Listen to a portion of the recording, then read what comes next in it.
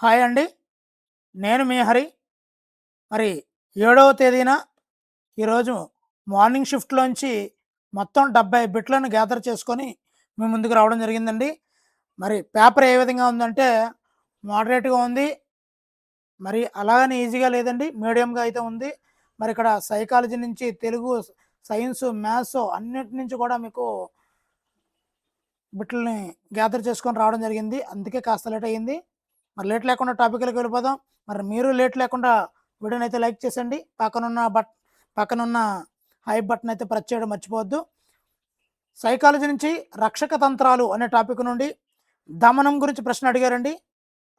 ఒక విషయాన్ని కావాలని మర్చిపోవడమే దమనం. దీని గురించి బిట్ రావడం జరిగింది. నెక్స్ట్ సంఘర్షణ నుంచి ఒక బిట్ రావడం జరిగిందండి. పరిహార సంఘర్షణ నుంచి బిట్ వచ్చిందండి. 2 ఇష్టం లేని ప్రతికూల లక్ష్యాల్లో ఒకదాన్ని ఎంచుకోవాల్సి రావడం గురించి బిట్ వచ్చిందండి. అదేవిధంగా ఎన్ఈపి 2020 ఈ జతపరచడం రూపంలో వచ్చిందండి. 5334 ఉంది కదండి. అందులో ఈ పునాది దశ, సన్నాహక దశ, మధ్య దశ, మాధ్యమిక ఈ దశ మీద జతపరచడం రూపంలో బిట్ అయితే రావడం జరిగిందండి. నెక్స్ట్ అభ్యసన వక్రరేఖలు. దీనిలో అభ్యసన రేఖలో పీఠభూమి దశ గురించి ప్రశ్న వచ్చినట్లు తెలిసిందండి. మరి ఈ పీఠభూమి దశలో అభ్యసన వేగం అనేది తాత్కాలికంగా నిలిచిపోతుందండి. నెక్స్ట్ పెరుగుదల వికాసం మీద 2 టాపిక్స్ నుంచి కూడా 2 బిట్లు వచ్చేయండి. పెరుగుదల అనేది శారీరకమైనది, పరిమాణాత్మకమైనది కాగా వికాసం అనేది గుణాత్మకమైనది మరియు నిరంతర ప్రక్రియ. వీటి మీద 2 బిట్లు అయితే రావడం జరిగిందండి. సో మొన్నటి రోజు కూడా ఈ తత్వవేత్తల గురించి బిట్ అయితే వస్తుందండి. ఒక్కసారి మీరు ఎగ్జామ్కి వెళ్ళే ముందు లేటెస్ట్గా తత్వవేత్తల గురించి ఉన్నాయండి. గిజుబాయ్ బడేక ఇలా కొంతమంది వ్యక్తులు తత్వవేత్తలు ఉన్నాయి. అవి చూసుకొని వెళ్ళండి. జాన్ హాల్ట్ గృహ విద్య మీద చేశాడు కదండి. అలాగే ఫాలో ఫ్రైరే విమర్శనాత్మకత బోధన, గిజుబాయ్, నీల్ సమ్మర్హిల్ వీళ్ళ మీద ప్రశ్నలు అయితే అడగడం జరిగిందండి. చాలా చాలా మోస్ట్ ప్రతి ఎగ్జామ్లోనూ వచ్చే అవకాశం ఉందండి ఇది. నెక్స్ట్ వికాస దశలకు సంబంధించి శైశవం నుండి యవ్వనారంభ దశ వరకు లేదా కౌమార దశ వరకు గల కాలాన్ని ఎవరు ఎలా నిర్వచించారు అనే దాని మీద ప్రశ్న అయితే వచ్చిందండి. వాళ్ళ యొక్క నిర్వచనాలు ఉన్నాయి. కుప్పస్వామి, మెక్మెలన్, ఫిలిప్ పేరిస్ వాళ్ళ యొక్క నిర్వచనాలు ఉంటూ మ్యాచింగ్ అయితే ఇమ్మని చెప్పాడు. దాని మీద బిట్ అయితే రావడం జరిగిందండి. SPOC full form SPOC.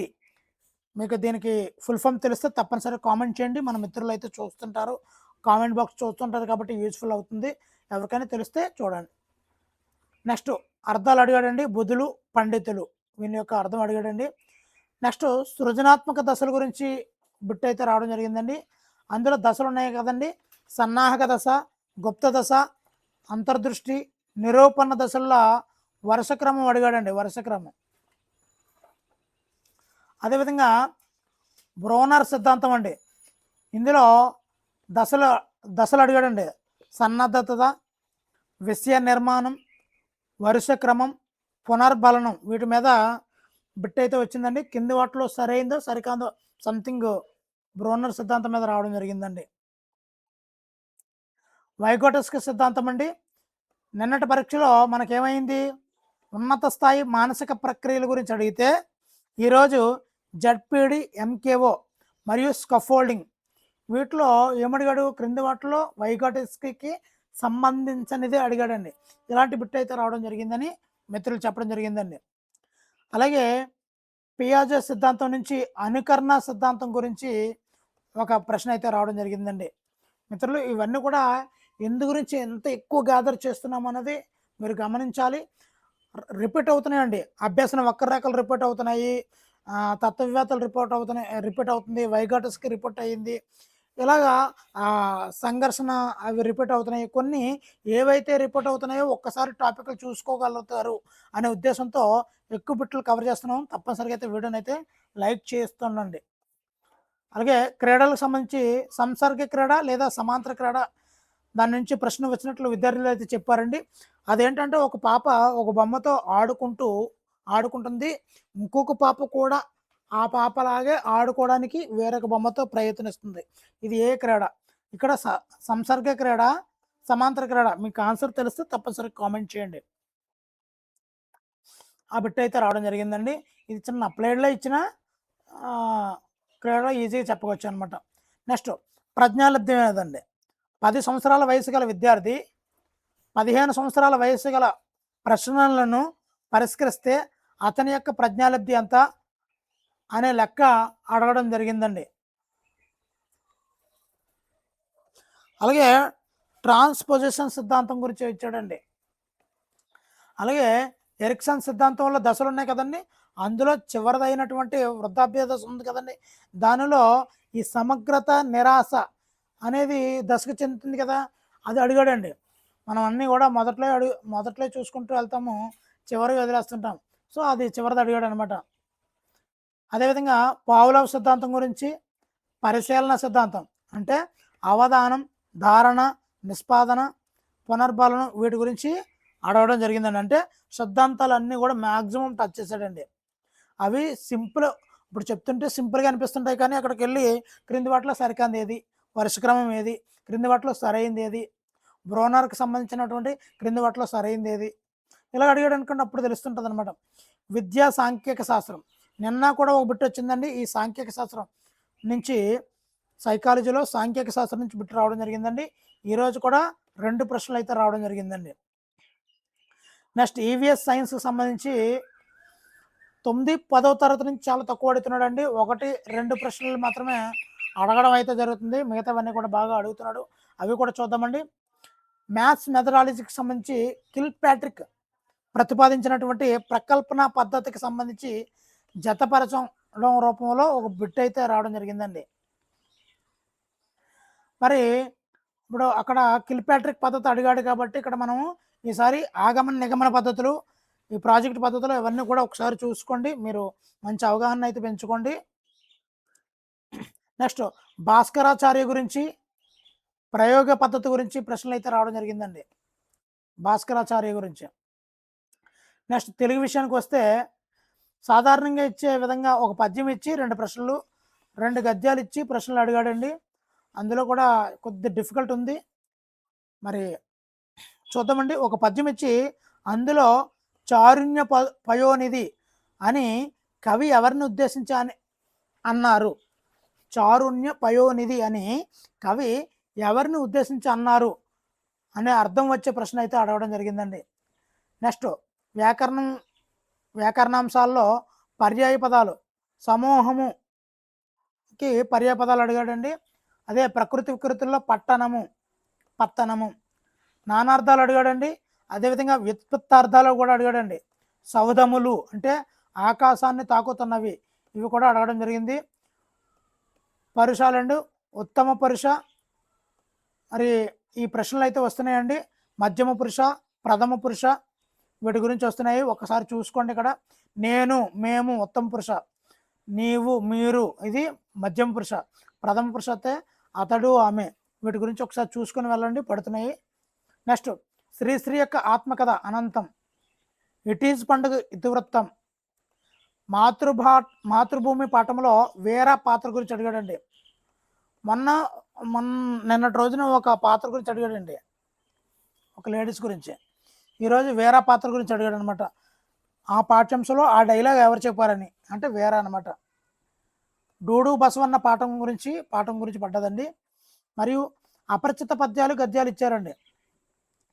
పత్తనం, సరళాల గురించి బిట్టి ఇచ్చాడండి. అక్కడ గజడి దెబ్బలు కదండి సరళాలు, క్రింది వాటిలో ఏవి, పరుసాల, సరళాల, ఈ విధంగా అడిగాడు అనమాట. అదేవిధంగా ఇట్ ఈజ్ పండుగ ఇతివృత్తం అడిగాడండి. నెక్స్ట్ ద్విగ సమాసం గురించి అడగడం జరిగిందండి. వాడు డక్కరని అని విడదీసి పదం రాయడం గురించి అడిగాడండి. వాడు డక్కరని. అదే పామరుడు పదానికి పర్యాయ పదం అడిగాడండి. నెక్స్ట్ సంఖ్యారూపంలో తెలపబడే సమాసం ఏది అని అడిగాడండి. ద్విగ సమాసం అండి. ఒక పద్యం ఇచ్చి చివరి 2 లైన్లో ఆ కవి ఎవరు అని అడిగాడండి. మరి పిల్లలైతే పోతానని చెప్తున్నారనమాట దానికి ఆన్సరు. మరి ఏమి ఇచ్చాడో తెలీదు. నెక్స్ట్ 7వ తరగతిలో ఆకు, ఒక్క, చెక్కల మీద ఒక పొడుపు కథ అడిగినట్టు తాంబూలంలో వస్తాయి కదండీ! ఆకు, ఒక్క, చెక్క వాటి గురించి ఒక పొడుపు కథ అయితే ఇవ్వడం జరిగిందని చెప్పాడండి. ఆజ్ఞుడు, నీచుడు, ఆజ్యుడు, నీచుడు అనే పదాలకు అర్థాలు అడిగినట్లు సమాచారం అండి. మరి ఇక్కడ ఆకు, ఒక్క, చెక్క అనేది పొడుపు కథ అనేది మీరు డైరెక్ట్‌గా ఇచ్చారేమో అనుకుంటారేమో. అలా కాదండి. అది ఒక పద్య రూపంలో ఇచ్చాడండి. పద్య రూపంలో ఇచ్చి అది పొడుపు కథ అడిగాడనమాట. నెక్స్ట్ సమాజం అనే పదానికి నానార్థాలు అడిగాడండి. అది సభ, మనుషుల గుంపండి. ఇది 8థ్ క్లాస్ నుంచి ఉంటుందండి సమాజం. నెక్స్ట్ గ్రామటికల్లీ కరెక్ట్ సెంటెన్స్ గురించి ఇవ్వడం జరిగిందండి. యాంటోనిమ్స్ అడిగాడు. స్పెల్లింగ్స్‌పై ప్రశ్నలు అయితే వచ్చాయండి. మరి ఇంగ్లీష్‌లో ప్రతిరోజు కూడా టెన్సెస్ మీద వస్తుందండి. నిన్న సింపుల్ ప్రెజెంట్ టెన్స్ వచ్చింది. అలాగే టెన్సెస్ నుంచి కూడా వచ్చాయి. కాబట్టి ఈ 12 టెన్సెస్ స్ట్రక్చర్ ఉంది కదండీ! వాటిని బాగా చూసుకొని వెళ్ళండి. ఈరోజు కాంపౌండ్ సెంటెన్స్ మీద రావడం జరిగిందండి. మరి ఇంగ్లీష్ అయితే ప్రశ్నల స్థాయి బాగానే ఉందండి. అదేవిధంగా యాక్టివ్ వాయిస్, పాసివ్ వాయిస్ అడిగాడు.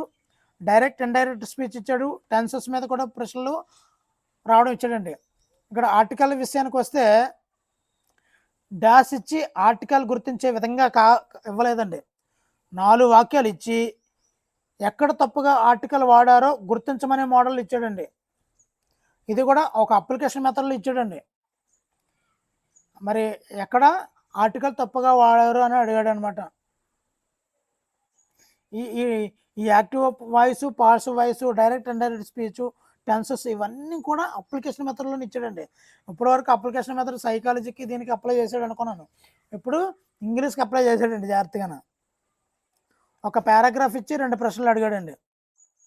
నెక్స్ట్ మ్యాథ్స్ విషయానికి వస్తే ప్రశ్నల స్థాయి కొంచెం కష్టంగా ఉందండి. మరి 1 నుంచి 999 వరకు గల సంఖ్యల యొక్క సగటు అడిగాడండి. మీకు తెలిస్తే ఆన్సర్ చేయండి చూద్దాం. నెక్స్ట్ ఫ్యాక్టరైజేషను మీద, వైశాల్యాల మీద, చుట్టుకొలతల మీద కూడా ప్రశ్నలు వచ్చాయండి. చుట్టుకొలతలు ఇక్కడ ఏమడిగాడంటే కోను, సిలిండర్ల వైశాల్యాల నిష్పత్తి మీద ఒక ప్రశ్న అయితే వచ్చిందండి. కోను, సిలిండర్ వైశాల్యాలు. నెక్స్ట్ 1 జీబీని కేబీల్లోకి మార్చమని ఒక ప్రశ్న అయితే అడిగాడండి. అయితే 1 జీబీ అంటే ఎంత కేబీ మీకు తెలిస్తే తప్పనిసరిగా అయితే కామెంట్ చేయండి. మరి నేను చెప్పడం అయితే నేను చెప్పగలను. ఐ థింక్ ఇది ఎంబీ అనుకుంటానండి. 1 జీబీ ఎన్ని ఎంబీలకు సమానం అని అడిగి ఉంటాడు. కేబీల్లోకి లేదు మనకు బిట్టు. నెక్స్ట్ మరి దీనికి ఆన్సర్ తెలిస్తే 1 జీబీ ఎంత ఎంబీకి సమానమో తెలిస్తే తప్పనిసరిగా కామెంట్ చేయండి. నెక్స్ట్ 1515కి ఎంత కలిపితే పరిపూర్ణ వర్గం అవుతుందని అడిగాడండి. నెక్స్ట్ శంకువు, స్తూపం, చతురస్రం, సంబంధిత వైశాల్యాలు, చుట్టుకొలతలకు సంబంధించినటువంటి లెక్కలు అడిగాడండి.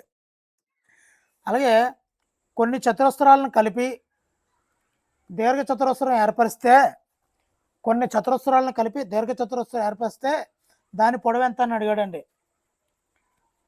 అలాగే కోణాలకు సంబంధించినటువంటి బిట్లు కూడా రావడం జరిగిందండి. కోణాలు ఇక్కడ నోట్ చేయలేదు నేను, చెప్పారు ఇప్పుడు గుర్తొచ్చింది. కోణాలకు సంబంధించినటువంటి బిట్లు కూడా వచ్చిందండి.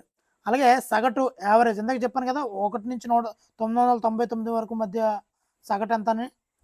సగటు విచలనాల సగటు, సాంఖ్యక శాస్త్రం, పదాలకు సంబంధించినటువంటి బేసిక్ ప్రశ్నలు అయితే వచ్చాయండి. అలాగే త్రిభుజ ధర్మాలు అడిగాడండి. త్రిభుజ ధర్మాల మీద, సంకలన వ్యవకలన ధర్మాల మీద కూడా బిట్లు అయితే రావడం జరిగిందండి. నెక్స్ట్ లాభ నష్టాలు, అమ్మిన వేల మీద, కొన్న వేల మీద, దీని మీద సంబంధించినటువంటి బిట్ అయితే రావడం జరిగిందండి. మరి చూడండి ఎన్ని బిట్లను కవర్ చేసుకుంటూ వస్తున్నాను. మరి తప్పనిసరిగా అయితే లైక్ చేయండి. మీలాంటి ఎంతోమందికి వీడియో అయితే రీచ్ అవ్వాలి.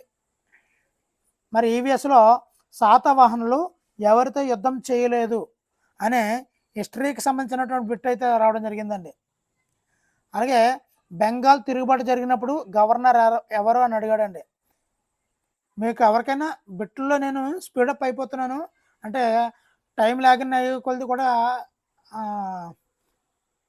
వీడియోని స్కిప్ చేసేస్తారు. అందు గురించి అని చెప్పి స్పీడ్గా చెప్తున్నాను. వాటికి ఆన్సర్ తెలిస్తే మాత్రం కామెంట్ చేస్తూ ఉండండి.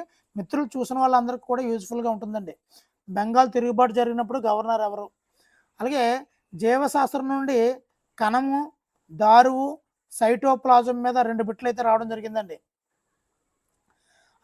అదేవిధంగా ఎక్కువ చర్యాశీలత గల ఇంధనం ఏది అంటే ఉదాహరణగా సిఎన్జి అండి. దాని గురించి బిట్ రావడం జరిగిందండి. అదేవిధంగా చరిత్ర నుంచి మొఘలులు మరియు సింధు నాగరికత గురికి సంబంధించినటువంటి ప్రశ్నలు అయితే వచ్చాయండి. అలాగే పర్వత ప్రాంతాలలో పెరిగే చెట్ల గురించి ఒక బిట్ రావడం జరిగిందండి. పర్వత ప్రాంతాలలో పెరిగే చెట్ల గురించి. అలాగే బిగ్ బ్యాంగ్ థియరీ గురించి కూడా వచ్చిందండి.